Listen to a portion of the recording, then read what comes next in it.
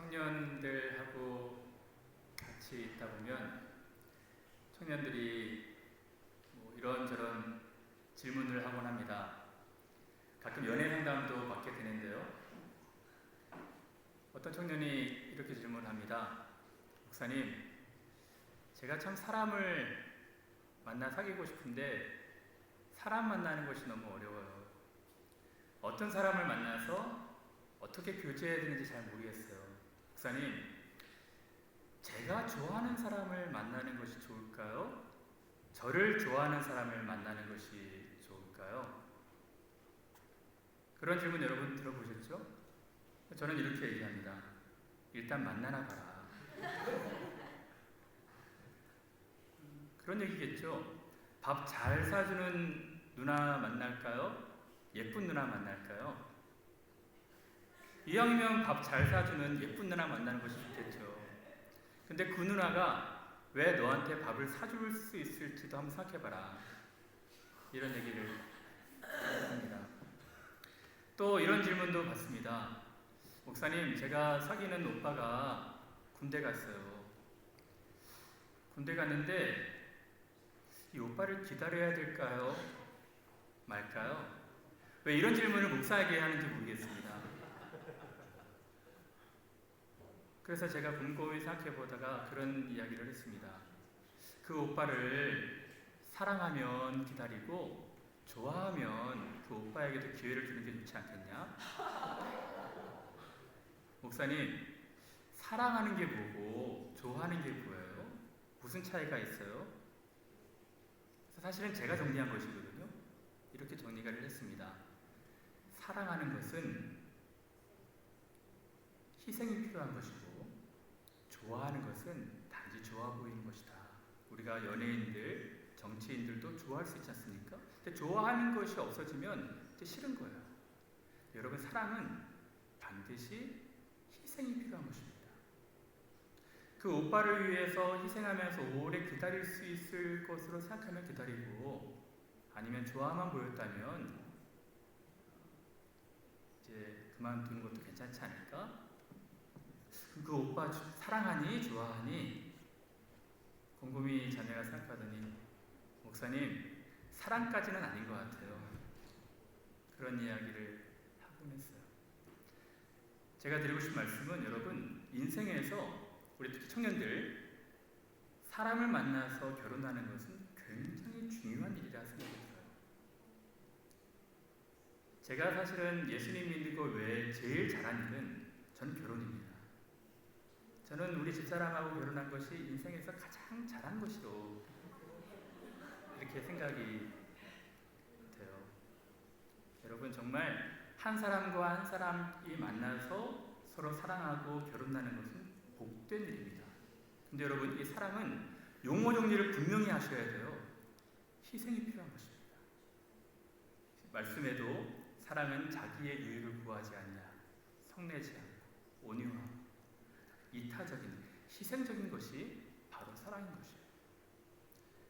저 사람이랑 만나서 결혼하면 행복하겠다라고 하면 준비가 안 된 것입니다.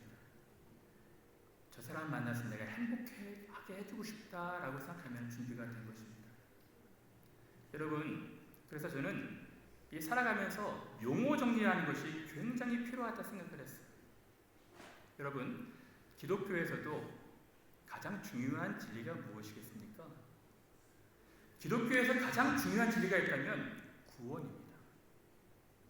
여러분, 그러므로 여러분들이 구원에 관련돼서 용어 정리를 확실하게 해야 돼요. 근데 제가 목회를 하다 보면 구원에 관련돼서 용어 정리가 잘 안 돼서 혼란스러워하는 분들이 많아요. 여러분, 그래서 제가 오늘은 두 가지만 말씀을 드릴 텐데, 첫 번째, 구원이 대체 무엇인가? 두 번째는 어떻게 구원을 받을 수 있을까? 혹시 아직 용어가 정리가 확실하게 안 된 분들은 오늘 명확하게 이해를 해주셨으면 좋겠어요. 여러분, 구원이 무엇입니까? 일반 사전적인 의미로 구원은 어떤 것으로부터 구출되는 것, 어떤 것에서부터 자유를 얻는 것, 어떤 것으로부터 해방되는 것을 구원이라 말합니다. 이것을 기독교 용어로는 무엇이라 말할 수 있겠죠? 죄로부터 구출되는 것, 죄에서 자유함을 얻는 것, 죄의 압제하에서 해방되는 것을 구원이라 말하고 있는 것입니다. 무슨 말입니까, 여러분? 구원은 굉장히 이 죄와 밀접한 관련이 있다는 거예요. 그렇죠? 오늘날 21세기 시대에는 특히 현대 교회는 죄에 대해서 굉장히 가볍게 여기거든요. 근데 여러분, 이 죄는 굉장히 중차대한 문제입니다. 본질적인 문제예요. 여러분, 예전에 구원파가 득세했을 때 구원파 분들이 그런 얘기를 많이 하잖아요. 당신은 구원받았습니까? 구원받았습니까? 당신이 구원받았으면 이제는 자유롭게 사셔도 됩니다. 그래서 제가 우리 청년들한테 그런 얘기를 해요. 그 질문은 온전한 질문이 아니다. 그 질문은 3분의 1의 질문이다. 그래서 정확한 질문은 이것입니다. 당신은 구원 받았습니까? 당신은 구원 받아가고 있습니까? 당신은 구원 받을 것입니까? 과거적 표현, 현재적 표현, 미래적 표현이 같이 있어야 되는 것입니다. 여러분, 우리는 구원을 받았고 받고 있고 앞으로 받을 거예요. 그러면 무엇으로부터 구원을 받았고 받고 있고 받을 것입니까? 바로 죄입니다. 그러면 과거적 표현으로는 우리가 형벌을 받아야 되는 그 죄책감에서 그리스도를 믿을 때 이제 우리가 구원을 받은 것이죠. 근데 우리가 이제 아직 여전히 자녀죄가 남아있거든요. 우리 여전히 죄인입니다. 죄에 오염된 환경에 살아가고 있어요. 그래서 이 환경에서 우리가 구원을 받아가고 있는 거예요. 두렵고 떨림으로 우리가 구원을 소망하면서 받아가고 있는 것입니다. 이것을, 그러니까 구원 받은 것을 justification이라고 하고 구원 받아가고 있는 것을 sanctification이라고 합니다. 성화. 그리고 우리는 앞으로 영원한 하나님의 진노로부터, 하나님의 그 끔찍한 진노로부터 구원을 받을 것입니다. 이것을 glorification 또는 영화라고 해요. 여러분, 이 세 가지 과거적, 현재적, 미래적 표현이 다 죄와 관련된 거 아십니까? 그러면 여러분, 교회에서는 이 죄가 심각하게 다뤄져야 되는 거예요. 여러분, 우리가 살펴보고 있는 로마서는 어떻습니까? 이 사도 바울 로마서에서도 1장 18절부터 오늘 본문 앞줄까지 3장 20절까지 죄를 다루고 있어요. 그리고 5장, 6장, 7장, 8장 이 죄에서 구원받은 소망에 대해서 얘기를 해주고 있거든요. 1장 18절부터 이 이방인들의 죄, 하나님으로부터 심판받아야 마땅한 이방인들의 죄, 그러나 남들을 판단하고 정죄하는 똑같은 죄를 행하는 우리 유대인들의 죄, 믿는 사람들의 죄를 다루고 있는 것이죠. 차별이 없다는 것입니다. 유대인이나 헬라인이나 모두가 다 죄 아래 있어요. 의인은 없나니 하나도 없다는 것입니다. 한 가지로 무익하여 다 치우쳤다는 겁니다. 이것이 성경이 말하고 있는 메시지인 것이죠. 사랑하는 여러분, 죄를 알아야지 구원의 첫 출발을, 구원의 도중에서, 구원의 여정에서, 영원한 앞으로의 미래에서 이 죄를 반드시 알아야지 우리의 구원의 문제가 해결되는 것입니다. 여러분, 죄를 안다는 것이 무엇일까요? 제가 이 부분에 대해서 심각한 마음의 상처가 좀 있어요. 분노가 있습니다.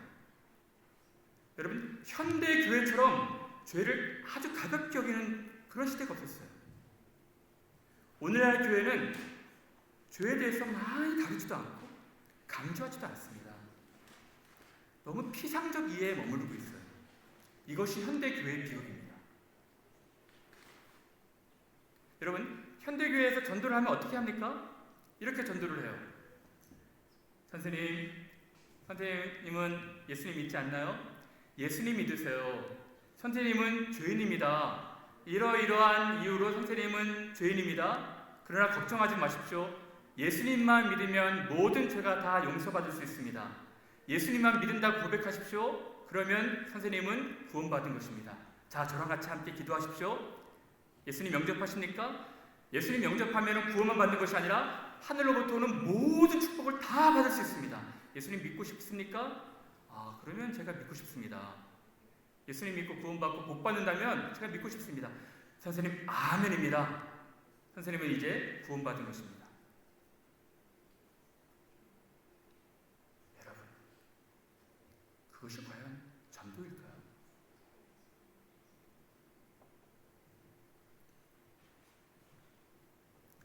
오늘날 많은 분들이 이러한 비상적 이해로 죄에 대해서는 아주 해프닝처럼 일어난 십자가상에서 일어난 해프닝이고, 그리고 이제는 죄와는 상관없는 사람처럼 교회에서 와서 신앙생활을 하는 거예요.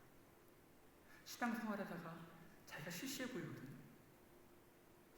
자기는 구원받은 사람인 것 같은데 너무 시시하게 살아가요.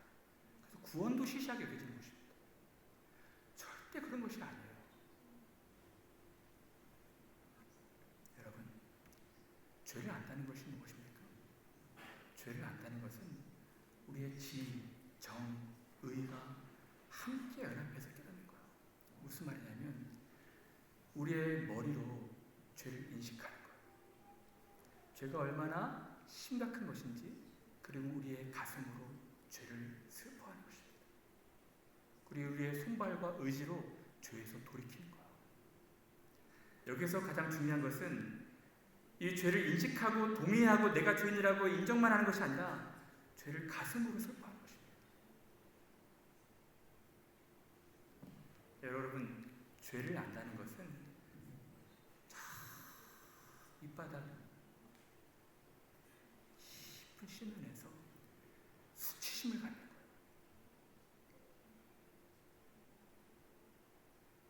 수치심으로 슬퍼하는 것이 죄를 아는 것입니다.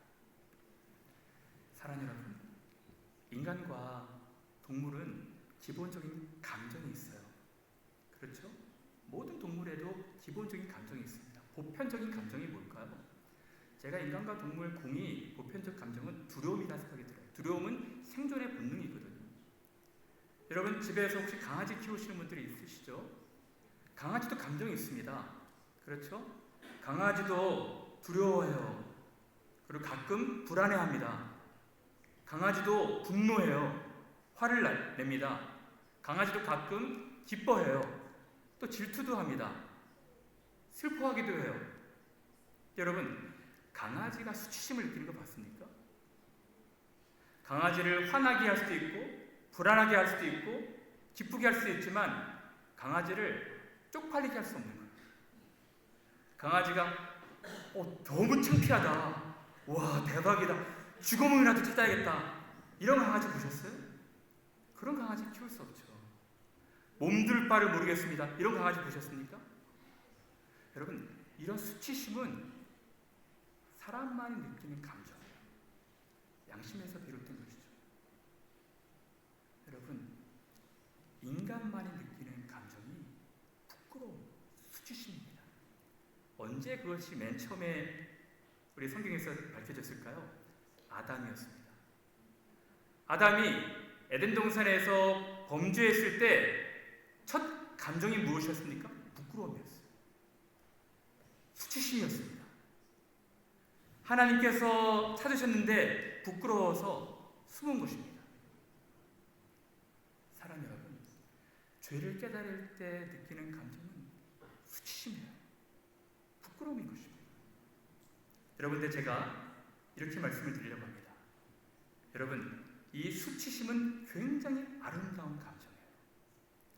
이 수치심은 이 구원과 관련돼서 너무너무 아름답고 너무 복된 감정입니다. 지난주에 말씀을 드렸던 것처럼 하나님께서 우리의 죄를 깨닫게 하실 때 양심을 건드리시거든요. 그때 양심이 건드려졌을 때 우리가 깊은 심연에서 수치심이 드는 거예요. 근데 양심 외에 또 다른 하나님께서 방법을 주셨는데 그것이 뭐냐면 율법입니다. 하나님께서 이 죄에 묻이고 양심에 묻은 우리들을 율법으로 깨닫게 하시는 거예요. 그래서 오늘 본문 20절에는 이렇게 말하고 있습니다. 그러므로 율법의 행위로 그의 앞에 의롭다 하심은 얻을 유체가 없나니 율법으로는 죄를 깨달습니다. 하나님께서 율법을 주신 이유는 율법으로 우리가 완전히 지켜서 구원을 받으라는 뜻이 아니라 율법으로 죄를 깨닫게 하시는 거예요. 지난주에 우리 목사님을 통해서 말씀을 참 은혜롭게 들었는데 이 애굽에 있는 백성들이 이미 구원하시고 나서 하나님 백성들이 어떻게 살아야 되는지 그 규범으로 율법을 주신 것이거든요. 율법으로 우리가 구원받으려고 주신 것이 아닙니다. 율법으로는 죄를 깨닫는 것이죠. 그래서 저는 율법이 어떻게 말하면 우리가 병들었는지 그렇지 않은지 우리를 검진하는 신호라고 말씀을 드리고 싶어요. 여러분 혹시 여러분들 중에 건강검진 받아보신 분들이 있습니까? 저는 한 8년 전에 한국에서 처음으로 건강검진을 좀 받아봤어요. 우리 청년들이 결혼을 한다고 해서 주례를 부탁해서 그때 한국에 들어갔고 정말 바쁜 일정이 있었는데 이 선배 목사님이 우리 김남준 목사님이 제 선배 목사님이신데 그분이 홍 목사 여기까지 들어온 김에 꼭 건강검진 받아라. 꼭 받아라. 강권하셔서 저는 솔직히 건강에는 자신 있었거든요. 아무 문제 없었습니다. 너무너무 건강하고 신호도 없고 그래서 목사님 저는 솔직히 지금 시간도 안 되고 괜찮습니다. 거절했는데 너무너무 강권하셔서 제가 건강검진을 한번 받아봤어요. 근데 건강검진 받으니까 좀 힘들더라고요. 그 먹어야 되는 것도 힘들고 그 하룻밤 이렇게 빈속으로 있고 검진을 수면 내시경으로 해서 받았는데 그 검진 결과를 간호사가 알려주는 거예요. 목사님 결과가 나왔는데요. 그 의사 선생님이 좀 상담을 하고 싶어합니다. 선생님 좀 방으로 좀 들어가 주세요. 그때 간호사가 되게 무거운 분위기로 이야기를 했어요. 그래서 무슨 문제가 있을까 싶어서 선생님 방으로 들어갔습니다. 선생님이 굉장히 표정이 어두우시더니 이렇게 말씀하셨습니다. 목사님, 혹시 보호자랑 같이 오셨나요? 아니요, 저 혼자 왔는데요. 무슨 일이 있습니까? 목사님, 제가 이런 말씀을 드려야 될지 참 걱정이 되긴 하지만 목사님 제가 드린 말씀 잘 들어주세요. 그럼 당장 내일이라도 큰 대학병원에 가셨으면 좋겠습니다. 예? 제가 무슨 문제가 있나요? 목사님 이 대장에 큰 악성 종양이 보이는 것 같은데 정밀 검사를 받아보셔야 될 것 같습니다. 제가 볼 때는 암일 확률이 굉장히 높습니다. 선생님 잘못 보셨을 거예요. 저희 부모님도 건강하시고요. 저는 정말 건강합니다. 그리고 저는 내일 모레 영국으로 다시 들어가야 돼요. 목사님 제가 볼 때는 심각합니다. 그러면 선생님 영문 진단서라도 좀 떼주세요. 제가 영국 가서 한 병원에 들러보겠습니다. 말은 그렇게 했는데 진단서를 받고 만감이 교차하더라고요. 그래서 비행기를 타고 오는 내내 마음이 좀 울적했습니다. 한편으로는 감사했어요. 한편으로는 이제 이 암, 죽음, 고통이 다른 사람의 문제인 줄 알았는데 객관적으로 보았는데 이제 이 객관이 주관이 되어서 나를 찾아옵니다. 한편으로는 하나님을 배울 것을 생각하니까 감사했지만 한편으로는 사랑하는 사람들과 이별해야 될 생각을 하니까 마음이 좀 우울했어요. 생각해봤습니다. 내가 죽으면 누가 제일 슬퍼할까? 내가 죽으면 누가 제일 마음이 우울해할까? 곰곰이 생각해봤는데 교인들은 아닌 것 같아요. 교인들은 뭐 잠깐 슬퍼하겠지만 더 좋은 분들 오시면 되니까. 제가 죽으면 제일 슬퍼할 사람이 가족이라 생각이 들더라고요. 그 중에서도 우리 아이들은 아직 철이 없어가지고 제가 3박 4일 어디 가도 애들은 아빠 어디 갔다 왔어? 그러거든요. 근데 제가 죽으면 제가 너무너무 사랑하는 아내가 제일 슬퍼할 것 같더라고요. 아직 또 무서워서 머리 감을 때 눈 뜨고 감는 친구인데 무거운 거 들지도 못해가지고 늘 노심초사 걱정되게 만드는 친구인데 집사람에 대한 생각 때문에 마음이 울적하더라고요. 여러분, 그런 상황에 가보니까, 그런 자리에 가보니까 암 환자들이 보이더라고요. 이 고통 가운데, 슬픔 가운데 있는 사람들. 여러분, 그래서 여러분 혹시 주변에 이러한 고통 가운데 있는 분들 위해서 기도해 주시기 바랍니다.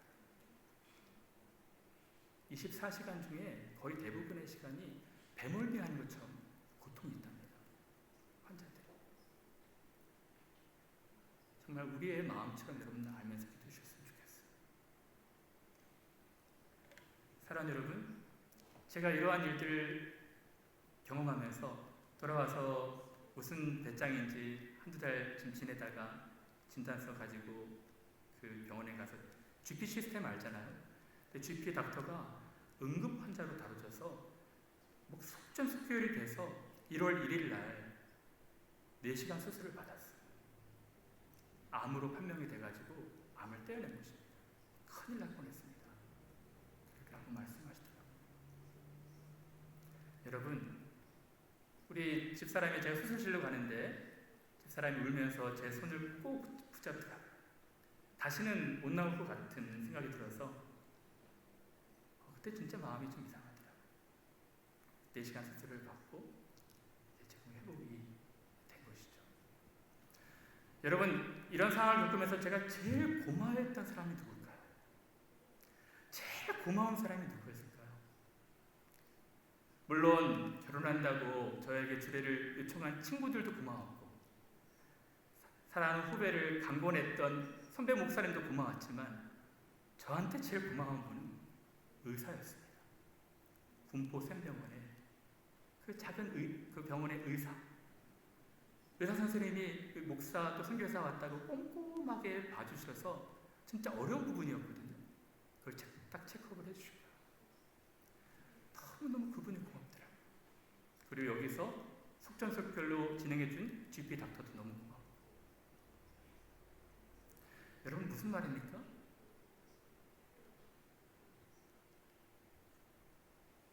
제가 이 내시경이 아니면, 도구가 아니면 이 안으로, 보이지 않는 안으로 들어가서 전혀 볼 수 없는 것들을 그분들이 보호해 주셨잖아요. 마찬가지로 우리는 죄인인데 우리 안에 있는 이 깊은 이 안에 있는 이 죄악들 우리는 도무지 볼 수 없어요. 그것을 율법이 스캔한다는 것입니다. 율법을 통해서 우리가 죄를 깨닫게 된다는 거예요. 하나님의 말씀을 통해서 이 세상의 윤리와 세상의 사회는 우리를 보고 죄인이라 하지 않는데 우리의 마음을 깊이 탐사하면서 율법으로 우리가 죄인이라는 것을 가르쳐주고 있다는 것입니다. 여러분, 율법으로 하나님 말씀으로 우리가 죄인이라고 깨닫는 것은 너무너무 큰 축복입니다. 왜 그럴까요? 치료를 받을 수가 있잖아요. 그렇지 않으면 우리는 아무것도 하지 못한 상태로 이제 최후의 심판을 견뎌내야 되는 것이죠. 근데 오늘이라 일컫는 이날에 하나님 말씀이 여러분들에게 말해주고 있어요. 우리 안에 이 시기와 질투와 아픔과 이 다툼과 이 모든 약들을 다 율법이 긁어내고 있습니다.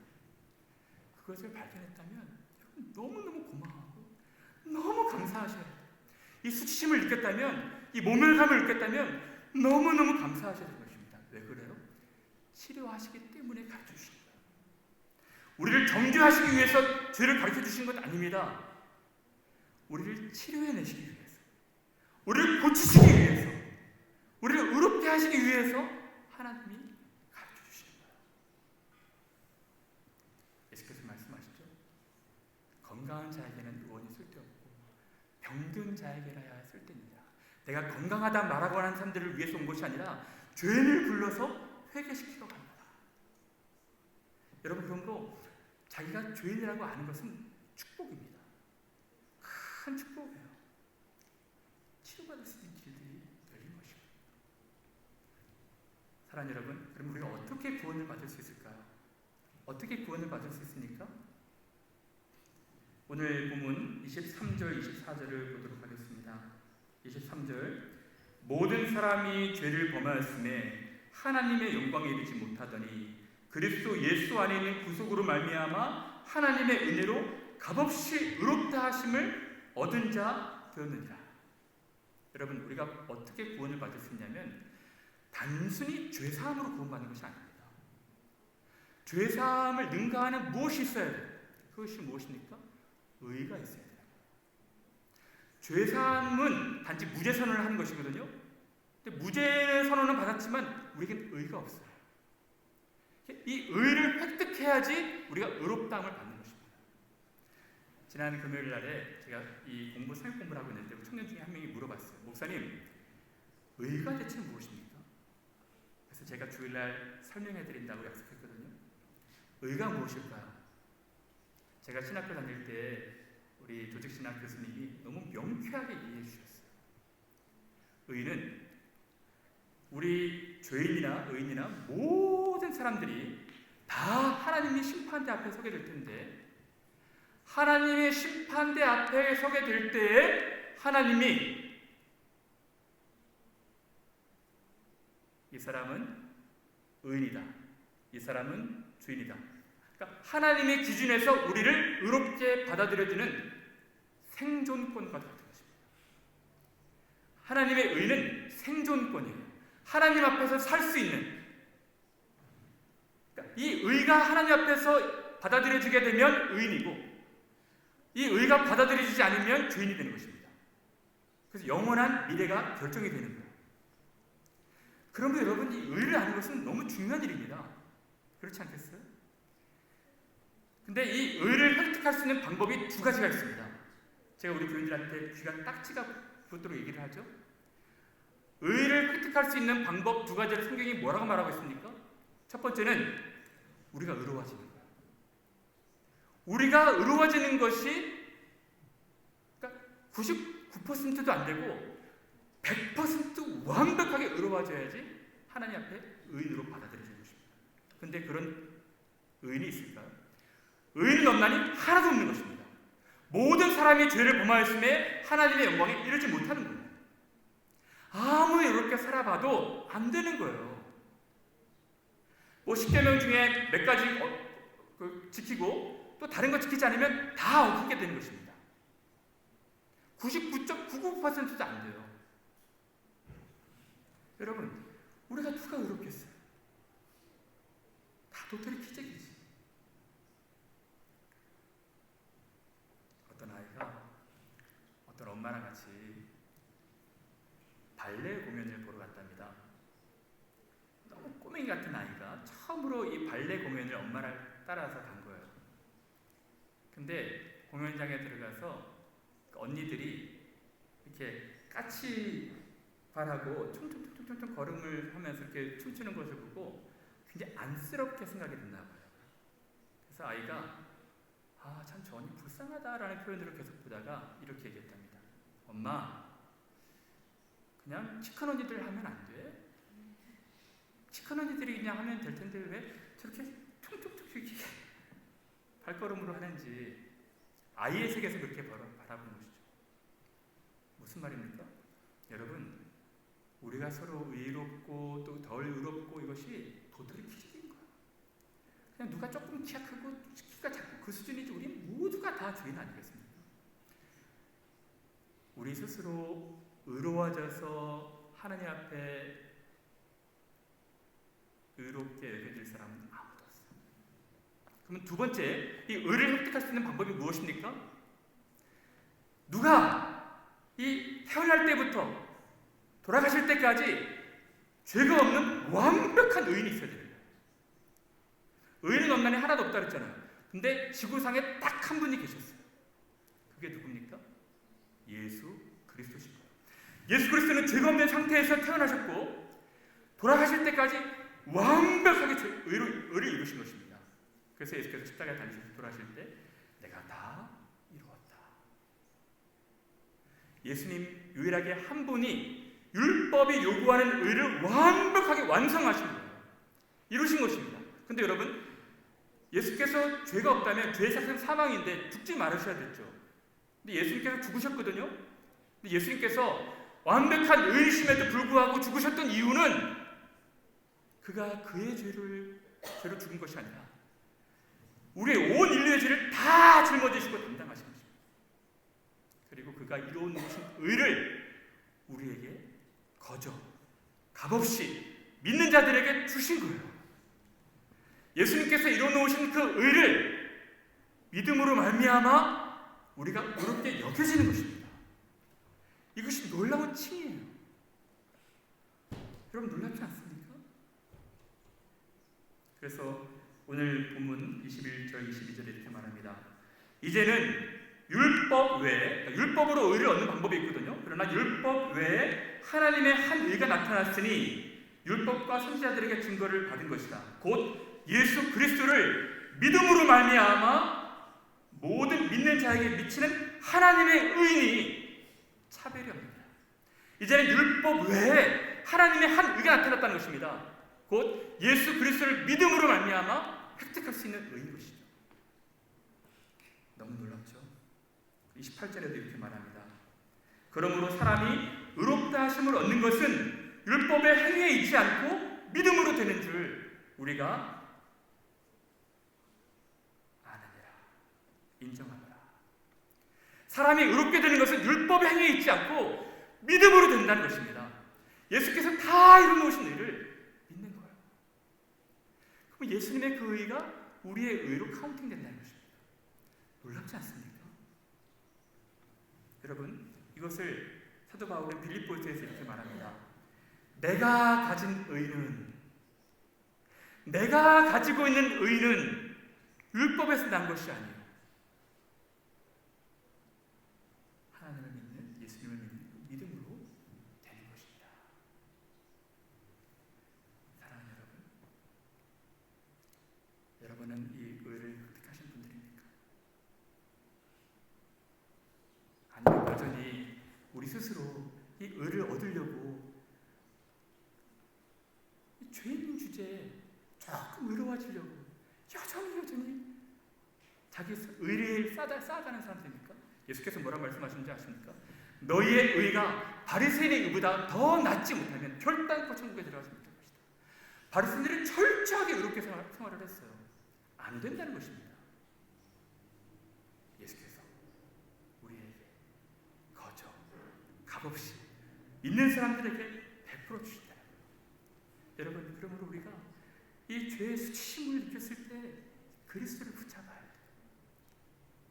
우리에게 의가 없고 예수에게 의가 있다는 사실을 깨닫고, 복음에는 로마서 1장 17절에 복음에는 하나님의 의가 나타나서 믿음에 이르게 하나니 오직 의는 믿음으로 말미암아 살리라.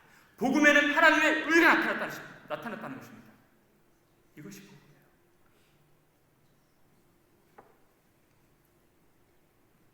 사랑하는 여러분, 제가 이 복음을 깨달았을 때 좋아했던 찬송이 있어요. 이것입니다. 빈손 들고 앞에 가 십자가를 붙드네. 의가 없는 자라도 도와주심 바라고 생명샘에 나가니 나를 맞아 주소서. 사랑하는 여러분, 우리는 빈손이에요. 오직 십자가를 자랑할 수밖에 없습니다.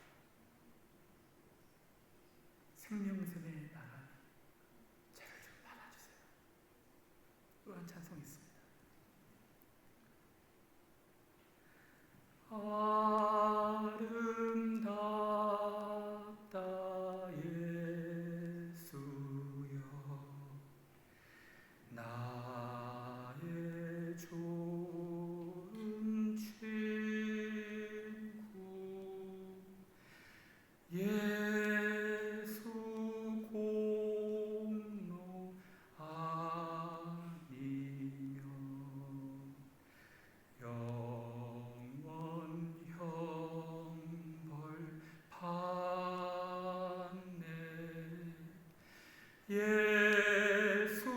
예수여 예수여 나의 죄 위하여 보배 피를 흘리니 죄인 받으소서.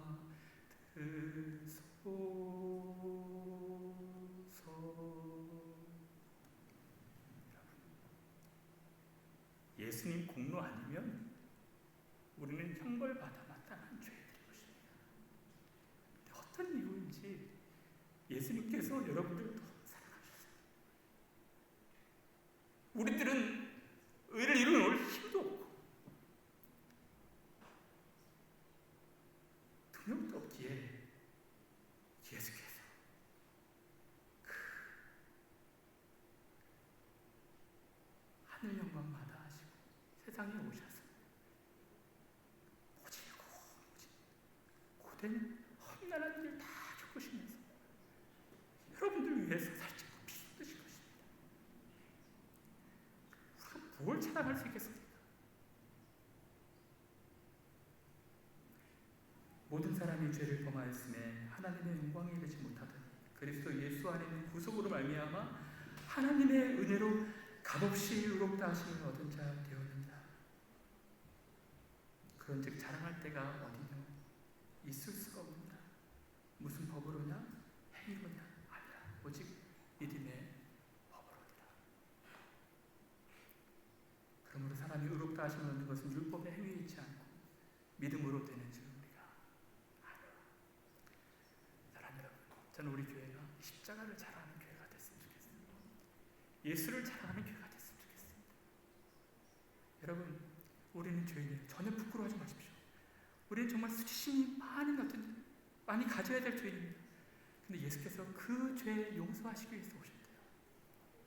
건강하다고 말하는 자에게는 의원이 쓸데없지만 병든 죄인에게라야 쓸데있느니라. 내가 은을 부르러 온 것이 아니라 나 죄인을 불러서 회개시키러 왔다는 것입니다. 사랑하는 여러분, 여러분들 안에 있는 죄를 발견했다면 감사하십시오. 감사하십시오. 여러분들은 살 길을 얻은 것입니다. 그리고 예수 그리스도를 붙드시기 바랍니다. 빈손들과 내가 십자가를 붙